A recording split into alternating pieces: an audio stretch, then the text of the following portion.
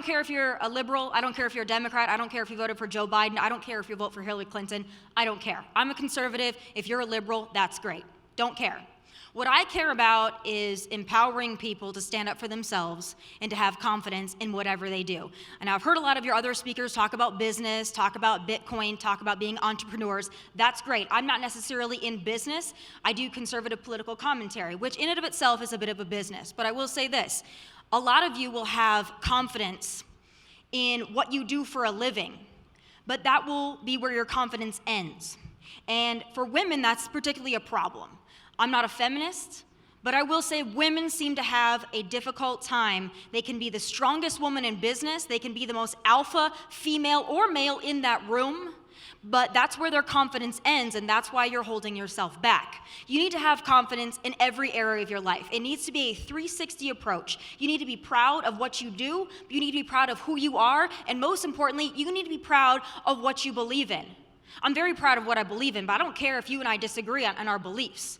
We can have completely opposite philosophies. You can be a raging Democrat, a socialist, I don't care.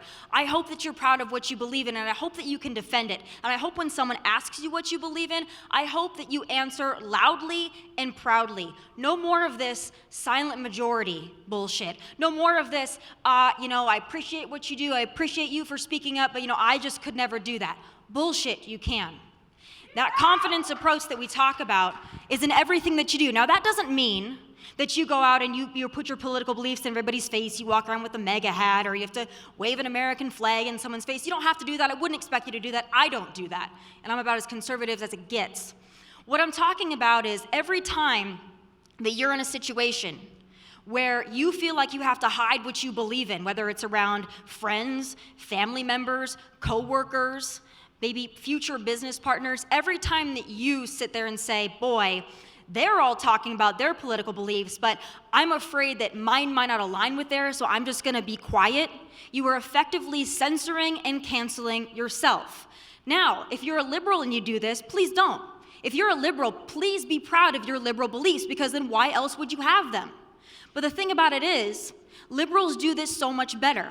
I have rarely ever met a liberal who has ever been afraid to say what they believe and stand for it. Conservatives, we do a horrible job at this. Conservatives, we say, well, I can be conservative around my church group. I can be conservative around the conservative moms at the school or our little secret groups, but heaven forbid I ever tell anybody that I'm a conservative or I voted for Trump or this is my belief system. Heaven forbid anybody else who might not like it hears what I am and what I believe. Why are you canceling yourself?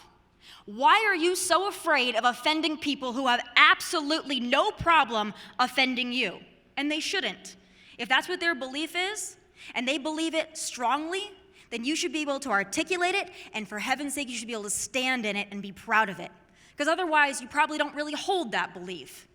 Now, this is a fine line.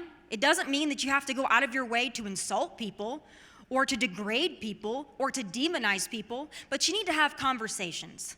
And that's part of the problem. And I think this goes along not only with politics, but it also goes in line with business. We need to be able to talk and communicate with one another, but the problem is in this country there is such a political divide that's being exploited, quite frankly, by the mainstream media. There's such a political divide that people don't want to talk to each other and they don't want to exchange ideas that may be controversial, might ruffle a feather, might make people think differently of them, might expose them for what they believe. If you believe it, stand in it and stand proudly in it. And then that person that disagrees with you, welcome it. Welcome the conversation.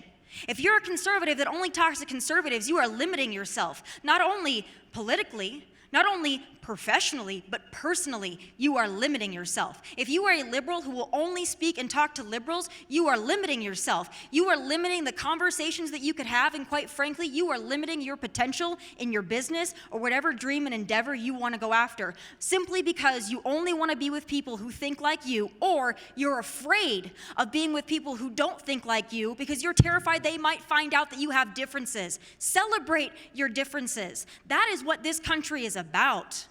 And there are many, many generations of Americans who have fought for that. Republican, Democrat, white, black, brown, what have you. LGBT, straight, it doesn't matter. There are generations of Americans that have put their life on the line to protect and defend your right to speak what you believe and to be proud of it. And every time you don't do that, every time you are so afraid to say something, you are limiting yourself, and quite frankly, you're limiting the conversation in this country. We need more of it. We need to be able to talk to each other and have this discourse and have these disagreements and be able to shake hands at the end of the day and say, we disagree on this, but we had a great conversation and I respect you for having it. I do a lot of events and I'll inevitably have liberals that come up and they want to say something to me and they want to say something mean or derogatory, and they expect that I'm going to not answer the question or that I'm going to have them escorted out or that I'm going to crumble and be upset. I appreciate the fact that you were able to stand up, even if you have a disgusting question. I appreciate the fact that you were at least man or woman enough to ask it. Because at least you had more intestinal fortitude than a lot of folks that would just sit there and shut up. A lot of folks that'll come up and say, oh, I agree with you, but unfortunately I can't say anything, I might lose my job. What we're going through in this country right now is a perfect example of that. I don't care where your political beliefs lie, we should all believe in freedom. If you're an American, you should believe in freedom. If not, there's a lot of other countries you can go to that would limit that, and you should try to find one.